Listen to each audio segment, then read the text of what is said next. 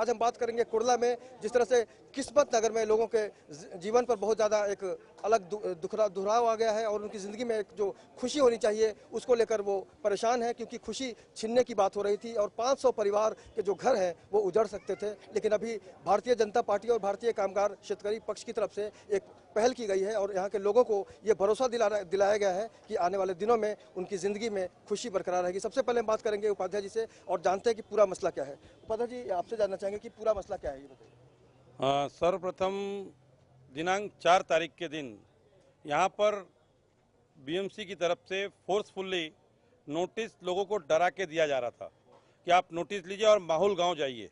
मतलब यहाँ पर नोटिस लेने के बाद में आप खाली करिए और चले जाइए माहौल गांव में। माहौल गांव जाने के बाद आप वहाँ पर अपनी ज़िंदगी बसर करिए।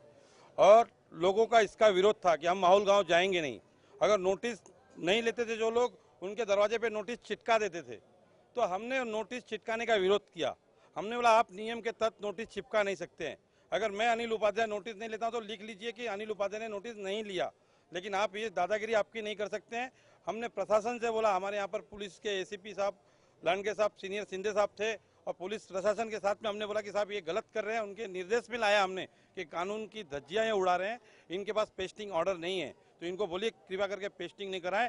और आपके चैनल के माध्यम से बताना चाहता हूं, जो आप लोगों की आवाज़ लोगों मुंबई में रखते हैं, लोगों की आवाज़ को हमारी विनंती है कि मुख्यमंत्री के पास ये आवाज़ रखिए कि ये परिवार को उजड़ने मत दें, ये उजड़े परिवार को यहीं बसने दें। जिस प्रकार चितले कमेटी ने बताया कि यहाँ पर जितने भी मिठी रवि के एक्सटेंशन करना था, उन्होंने हाईकोर्ट में रिट जो फाइल की, उन्होंने एक एफिडेविट दिया है कि अभी हमको वाइंडिंग करने की ज़रूरत नहीं है। लेकिन हमारी एक रिक्वेस्ट है कि आप यहाँ पर सुशोभीकरण के नाम पर इनको उजाड़िए मत। सुशोभीकरण भी होगा, सब कुछ होगा, लेकिन यहाँ के लोगों को साथ में लेकर होगा, उनको समझाकर होगा, उनके कन्विंस के साथ होगा। लेकिन आप दादागिरी करके मत करिए। हमारी ये आज भारतीय जनता पार्टी की तरफ से कालीना विधानसभा की तरफ से हमने आज मोर्चा लिया एल वार्ड के ऊपर, और मोर्चा लेने के बाद हमने उनको एक निवेदन अपना दिया है। उस निवेदन के अंदर हमने बताया है उनको कि भाई ये लोग किसी भी परिस्थिति में माहौल गाँव नहीं जाएंगे और जो भी सरकार के और नियम हैं उस नियम का आप फॉलो करिए, उस नियम के साथ आपके साथ रहेंगे। ये आपके चैनल के माध्यम से विनती करता हूं कि आप हमारे सभी नागरिकों की मदद करें। अनिल उपाध्याय जी ने साफ कहा कि वाकई बीएमसी की जो दादागिरी थी उसके खिलाफ यहाँ के लोगों में रोष था, लेकिन ये रोष अब थमता नजर आ रहा है। और जाहिर है पुनर्वसन के नाम पर आप किसी आम आदमी को परेशान करते हैं तो आपके ऊपर सवाल उठेगा। पप्पू सिंह जी हमारे साथ हैं। पप्पू जी, आप इस पूरी समस्या को कैसे देखते हैं? सर, ऐसा है कि जब मीठी नदी का ये जो शुरू हुआ था रिहैब का प्रोसीजर, उसी वक्त ये हुआ था कि जब कोई भी होता है रिहैब होता है, वर्ल्ड बैंक ने जो इनको सैंक्शन किया था लोन, वर्ल्ड बैंक ने, तो ये कहा गया था कि जो रिहैब होना चाहिए वो 3 किलोमीटर के अंदर होना चाहिए, 3 किलोमीटर रेंज में। और माहौल गांव यहाँ से 3 किलोमीटर की रेंज में नहीं है।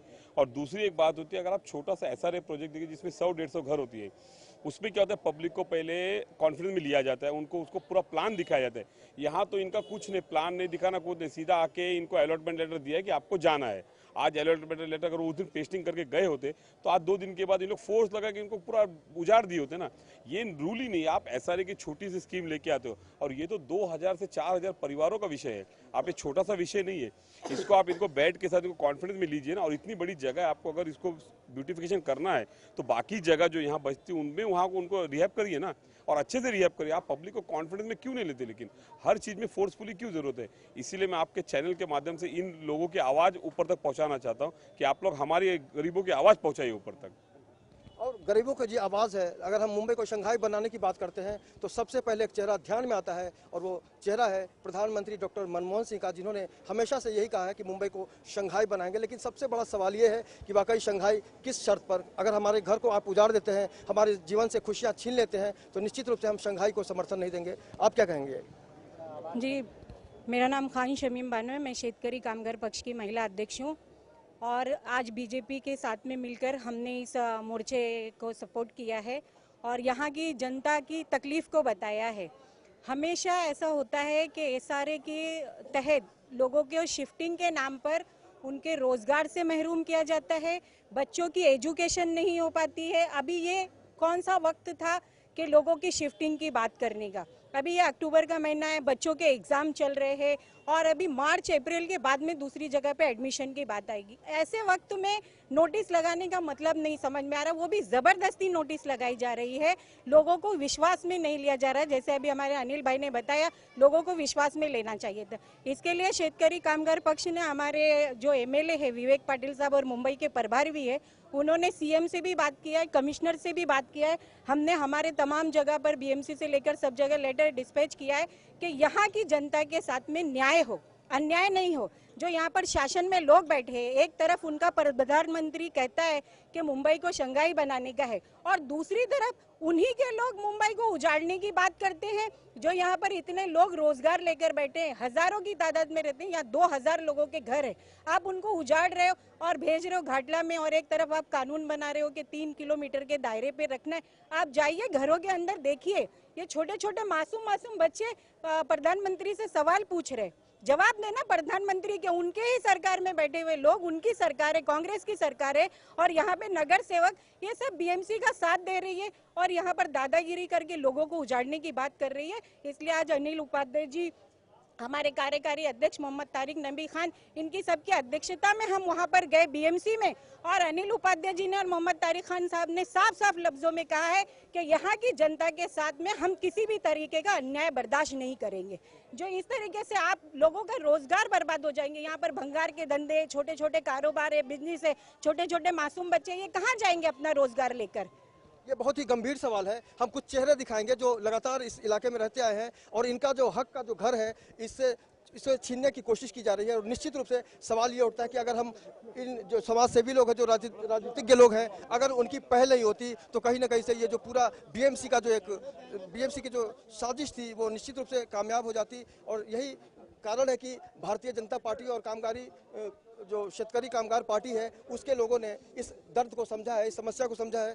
अगर ये बताइए, अगर आप लोग साथ नहीं होते तो निश्चित रूप से यहाँ गरीबों के साथ अन्याय होता। अगर हम सब लोग साथ नहीं होते तो आज ये पब्लिक के साथ में इनकी प्लानिंग थी कि फ्राइडे के दिन नोटिस प्रेस्ट करना है और 7 तारीख को डेमोलिशन करना है। हम लोगों ने रातों रात तैयारी करके फ्राइडे के दिन नमाज छोड़कर हम लोगों ने बीएमसी को उस काम को रुकवाने का काम किया, और उसके बाद आज हमने जो मोर्चे का कॉल दिया था, अब उसके बाद प्रशासन जागा, लोग साथ आए, और ये सबसे बड़ी ताकत ये पब्लिक की थी कि पब्लिक जागी। पब्लिक आज तक अंधे विश्वास में जो है भाग रही थी लोगों के पास, और लोग पब्लिक को मिसयूज करके जो है अपना काम कर रहे थे। पब्लिक को जगाने का काम हम लोगों ने किया, और ये लड़ाई पब्लिक की है, और पब्लिक के साथ में हम सारे लोग उस वक्त खड़े हैं जब तक कि पब्लिक को इंसाफ नहीं मिलता। तो भारतीय शेतकरी कामगार पक्ष और भारतीय जनता पार्टी जो है, दोनों साथ में मिलकर इस लड़ाई को लड़ती रहेगी। ये लड़ाई जारी रहेगी, लेकिन आगे आने वाले दिनों में जो गतिविधियां होंगी उस पर भी ध्यान देना जरूरी होगा। पप्पू जी, अब किस तरह की गतिविधियां होंगी हम बात करते हैं उनसे पहले। नहीं, ऐसा है कि आप मुझे बताइए, यहाँ पे एक छोटा सा उदाहरण लीजिए। हमारे जो पालक मंत्री जी हैं, उनका एरिया है, उन्होंने क्या है, ऐसा जो एयरपोर्ट अथॉरिटी के नाम पे जो उन्होंने रिहैब किया, उन्होंने अपने लोगों को कोहिनूर 3 किलोमीटर की रेंज में आता है, प्रीमियर में शिफ्ट कर दिया। तो यहाँ के लोगों के साथ सौतेला व्यवहार क्यों? क्योंकि ये आपके वोटर नहीं है या कुछ नहीं है? तो यहाँ के जो है, अपने एमएलए में नाम नहीं लूंगा किसी का, वो क्या अपनी पब्लिक के लिए नहीं आ सकते? क्यों नहीं आ सकते आप लोग? उसको आना जरूरी है ना। आप लोग खाली इसी टाइम पे आओगे जब वो अपने लिए कर सकते कि अपनी पब्लिक को 3 किलोमीटर की रेंज में दे सकते। कोहिनूर में जब उन्होंने दिया है प्रीमियर में, तो यहाँ के लिए आप यहाँ लोकल ही बहुत बड़ी जगह है ना, यहीं आप इनको रिहैब कीजिए ना। आप बहुत दूर लेके जाने की जरूरत नहीं। और बाकी वो माहौल गाँव के बारे में आपको अनिल जी पूरा स्टडी किया, वो बताएंगे माहौल गाँव का क्या उसकी विशेषता और क्या है वहाँ पे, वो कितना सेंसिटिव एरिया है। हम अनिल जी से भी बात करेंगे, लेकिन उनसे पहले आप बताइए, आप क्या कहेंगे पूरे प्रक्रिया को? बात यह है, किस्मत नगर तो हमारे ख्याल से जहाँ तक है 40 साल से मैं इस बस्ती को अच्छे तरह जानता हूँ। यहाँ सब छोटे से लेके थोड़े बड़े उद्योग वाले भी हैं जो अपना धंधा बिजनेस करते हैं, अपना परिवार पालते हैं उसी के माध्यम से। और बीएमसी जो एकाएक नोटिस दे करके और इस बस्ती को उजाड़ने का काम कर रहा था, ये बहुत बड़ा अन्याय था।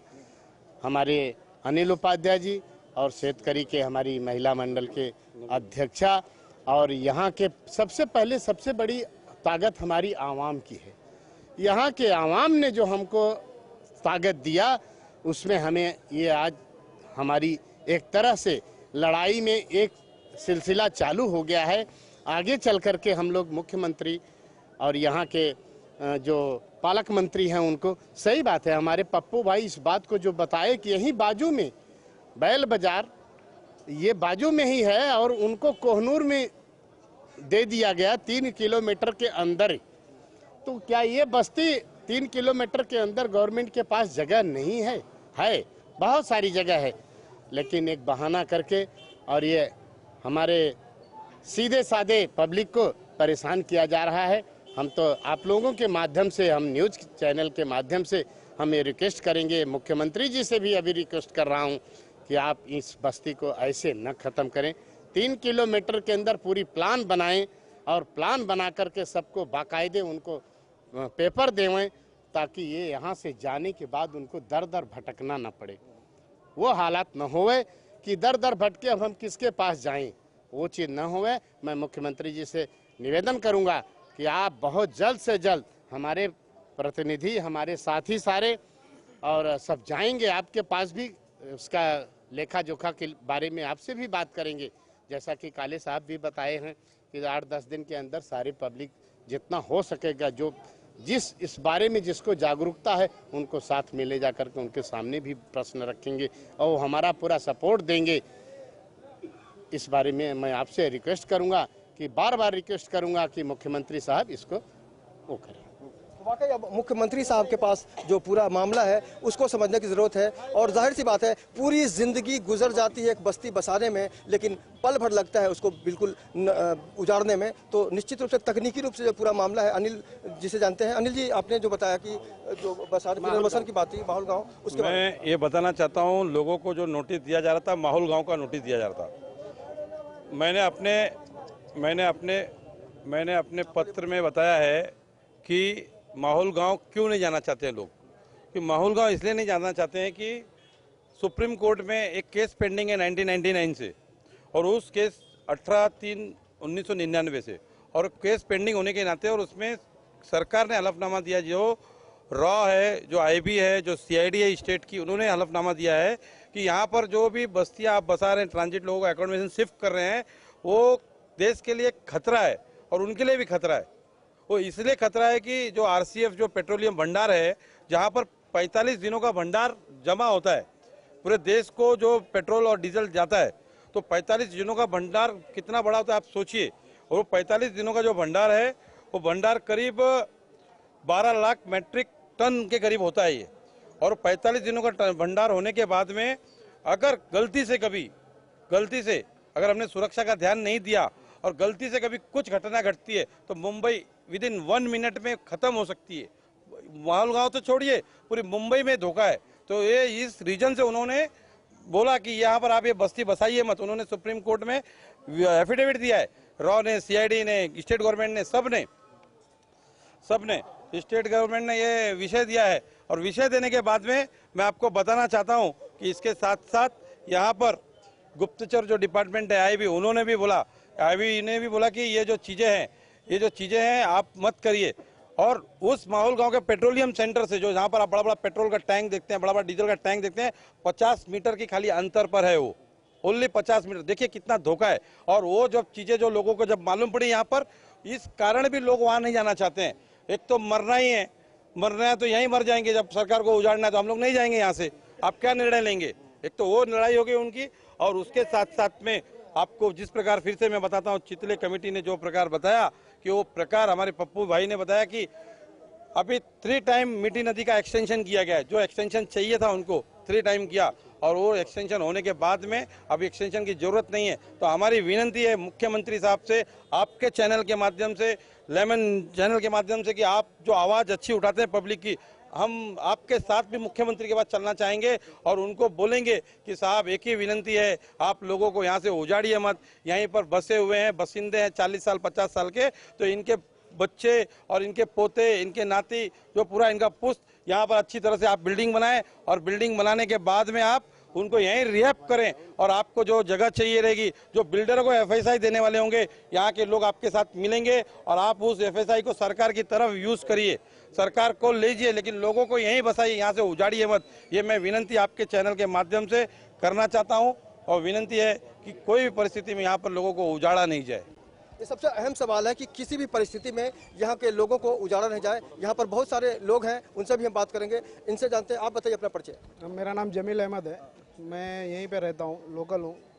और हम लोगों ने जो अभी तक किया है, मतलब यहाँ रहते आए हैं आज काफ़ी, और हम लोग ये तीसरी पीढ़ी है हमारी यहाँ पर किस्मत नगर के अंदर। और अचानक ऐसा ये हुआ कि आप लोगों को यहाँ से जाना है, बीएमसी आ रही है, डायरेक्ट नोटिस दे रही है कि 3 महीने में आप खाली कर दो। और बहुत से लोगों को अपात्र कर दिया गया, मतलब वो हैं आज 40-50 साल से यहाँ हैं, और उनको ये बताया गया कि पुरावे की कमी की वजह से आप यहाँ आपको अपात्र किया जा रहा है।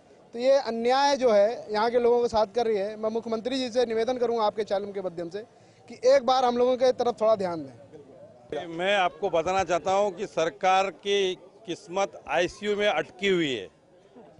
अब आईसीयू किस दिन भी चुनाव डिक्लेयर हो जाए, जनता इतनी त्रस्त है कि एकदम एक मुद्दे पर, जिस प्रकार भारतीय जनता पार्टी के कार्यकर्ता होने के नाते मुझे इन्होंने आवाज़ दिया और मैंने अपना एक भारतीय जनता पार्टी का सक्रिय कार्यकर्ता और जो हमारी जिम्मेदारी है, जो बीजेपी ने हमें बताया है कि लोगों के लिए काम करना चाहिए, तो हम लोगों के लिए यहाँ पर तैयार हुए। अब लोगों के लिए भारतीय जनता पार्टी देश में तैयार हो गई है। इनके आईसीयू से जाने के दिन आ चुके हैं, इनको जाने से कोई रोक नहीं सकता है। डॉक्टर ने इनको बोल दिया है कि अभी आपके पास ब्लड खत्म हो गया है, अब आप जाने की तैयारी करें।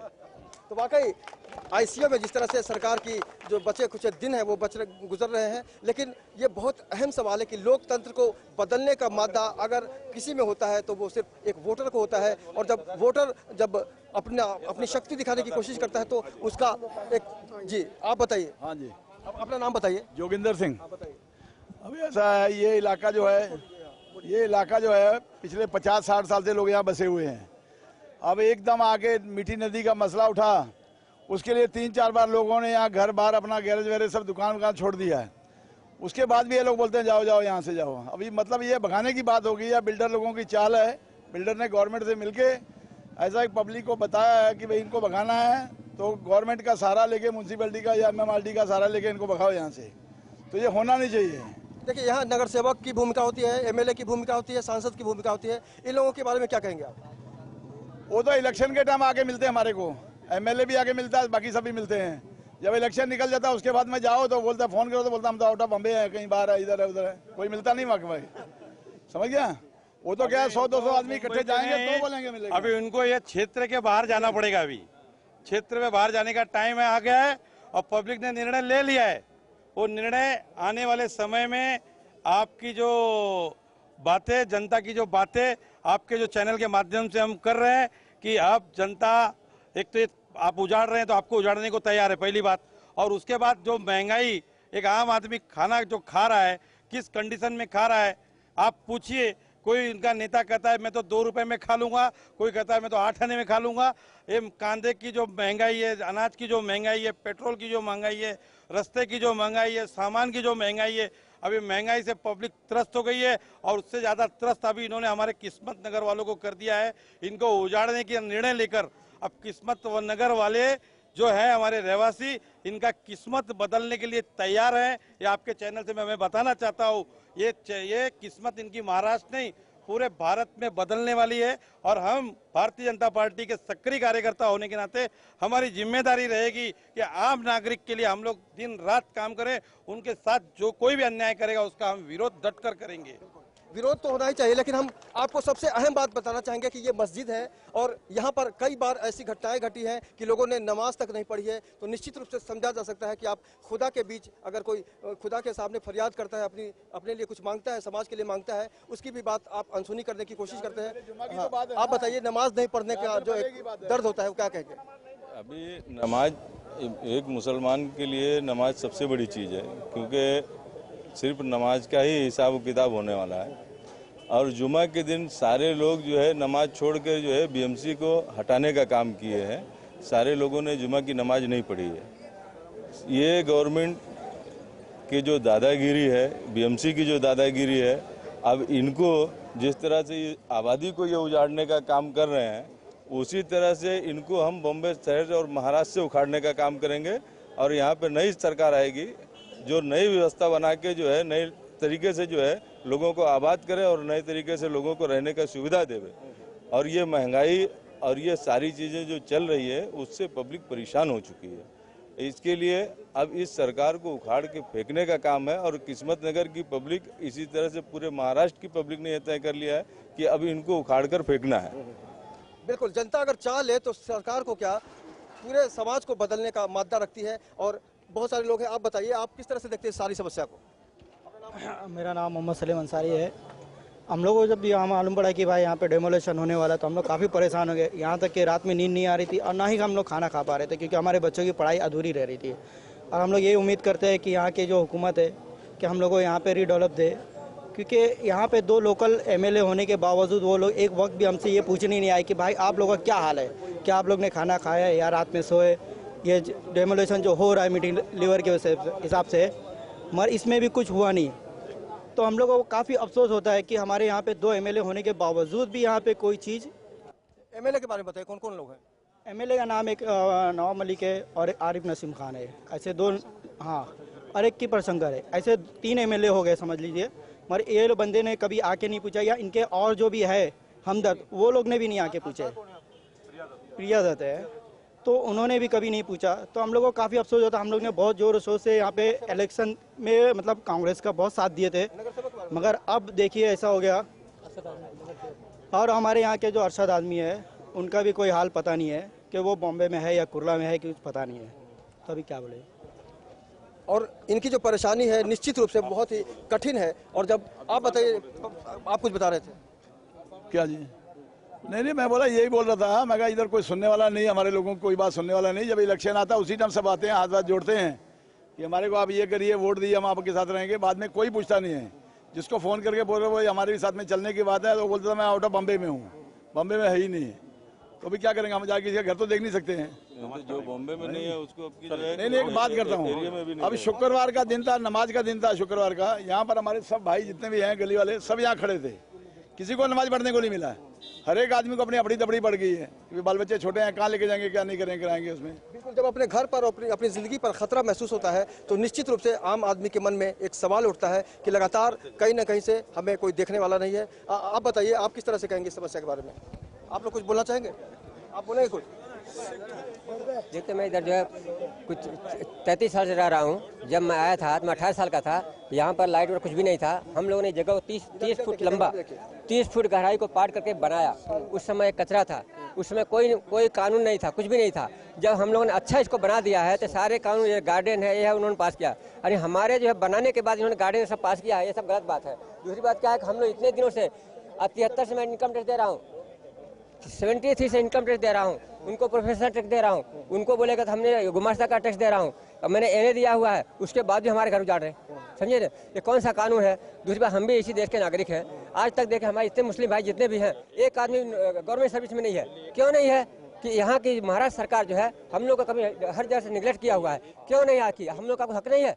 मुस्लिम का हक नहीं है? इतने लोग कैसे जीते हैं? अपनी मेहनत के बल पर, मेहनत करके, अपना फेरी करके माल ला के जमा करते हैं, बेचते हैं, जीते कैसे भी हैं। यहाँ से जब हट जाएंगे तो कहाँ जी पाएंगे? आज समझ लीजिए, यदि वो वहाँ जाते हैं, अपना क्या माहौल गाँव जाते हैं, तो वहाँ पर जाने के बाद में आने के लिए 200 रुपया चाहिए। बच्चे को स्कूल के 200 रुपया चाहिए। बेचारा कमाएगा नहीं तो खाएगा क्या? तो बच्चे को कहाँ से देगा? पढ़ाई कैसे कर पाएगा? अब जितने लोग उतनी समस्याएं, और निश्चित रूप से इन समस्याओं का समाधान ढूंढना होगा। अंत में आपसे जानना चाहिए, क्या गतिविधि होगी आने वाले दिनों में आपकी? आने वाले दिनों में हम लोगों ने यहाँ पर कमर कस ली है कि आज जो हमने मोर्चा किया है, और मोर्चा करने के बाद अभी सब लोग आने वाले दिनों में यहाँ पर पहले तो वापस से एल वार्ड के जो एएमसी है उनसे मुलाकात करने वाले हैं, और उसके बाद में यहाँ पर जो श्रीनिवासन साहब एडिशनल कमिश्नर ईस्टर्न सबब के हैं उनको भी निवेदन देने वाले हैं। उसके बाद जो प्रोसेस है कि इनको मुख्यमंत्री कमिश्नर को मिलना चाहिए, सीताराम कुंटे, उनको भी मिलेंगे। उनके साथ साथ चीफ सेक्रेटरी और मुख्यमंत्री को भी निवेदन देंगे। और अगर ऐसा नहीं हुआ तो ये जनता सड़क पर उतरेगी और उतरकर इनका रास्ता जाम करेगी और घेराबंदी करेगी। यहाँ के विधायकों का एकदम नाकाबंदी करेगी, इनको आने नहीं देगी। यही जनता पब्लिक जो इन्होंने इसको जिताया है, जिसको लावारिस के जैसा छोड़ दिया है, उनको भी लावारिस के जैसा रख देगी और उनको बाहर रख देगी कि आप अब हमेशा के लिए मुंबई के बाहर रहिए और इस क्षेत्र से बाहर रहिए आप। वाकई इनकी जो भावना है उसको आप समझ सकते हैं, लेकिन निश्चित रूप से कुर्ला का जो ये इलाका है उसमें बहुत ज़्यादा परेशानी लोग महसूस कर रहे हैं और जब भी परेशान होते हैं तो निश्चित रूप से कोई ना कोई सपोर्ट मिलता है। लेकिन आज ये खुशनसीब है कि इनको सपोर्ट मिल रहा है और जाहिर सी बात है अब वक्त आ गया है अपना पावर दिखाने का, और जनता जब अपना पावर दिखाती है तो सरकार को भी घुटने टेकने पड़ते हैं। आप महिला हैं, आप बताइए, आप कुछ बोलना चाहेंगे? आप बोलिए। देखिए वहाँ जो माहौल गाँव में जो बना रहे हैं वहाँ पर बनाए 180 बनाए हुए हैं। दूसरी बात अभी का कानून 250 का हुआ, 250 पौने 300 का कानून हुआ, तो हम लोग कहीं तो जहन्नुम में डाल रहे हैं, उसके बावजूद भी गैस में डाल रहे हैं। अभी तक भोपाल गैस कांड का लफड़ा खत्म नहीं हुआ, वहाँ भी गैस की वजह से आदमी विकलांग पैदा हो रहे हैं। तो हम लोग अभी उसमें क्यों जाएं? उससे ना यहाँ मरना अच्छा है। क्यों विकलांग क्यों पैदा करें बच्चे लोग को, क्यों उनको जिंदगी खराब करें? हमको यहाँ कैसा भी यहाँ रहना, मौत दे दो, पुनर्वसन नहीं चाहिए। उधर पुनर्वसन नहीं चाहिए अपने को। सीधी बात है कि वहाँ हमको जाना नहीं है किसी भी हालत से। हमको या तो यहाँ रखिए या तो कोनों में दीजिए, दो ही जगह हमको है, या तो बीकेसी में दीजिए, बाकी और कोई रास्ता इधर नहीं है। जो देने का है तो करके यहाँ दीजिए, नहीं तो कुछ करने का मतलब नहीं है। आज तक देखे, मैं दिल से बोलता हूँ, आज शुरू से जन्म से लेकर अभी तक मैंने कांग्रेस को अपना कुछ ये मानते आया, पार्टी को अच्छा मानते आया, लेकिन लोग तो वाकई अब किस्मत नगर का जो किस्मत है वो निश्चित रूप से बदलने का टाइम आ गया है। अब आने वाले दिनों में सरकार को ये तय करना होगा कि वाकई यहाँ की जो व्यवस्था है उसको लेकर वो किस तरह से चिंतित होती है और यहाँ की जो तस्वीर है, तकदीर है, उसको कैसे बदल सकती है। आपको भी लगता है कि आपके आसपास कोई समस्या है तो हमें संपर्क करें, हम मुंबई की आवाज़ के जरिए आपकी आवाज़ बनेंगे। फिलहाल आज के सफर में इतना ही, मुझे दीजिए इजाज़त, हमारी कल मुलाकात फिर होगी। नमस्कार।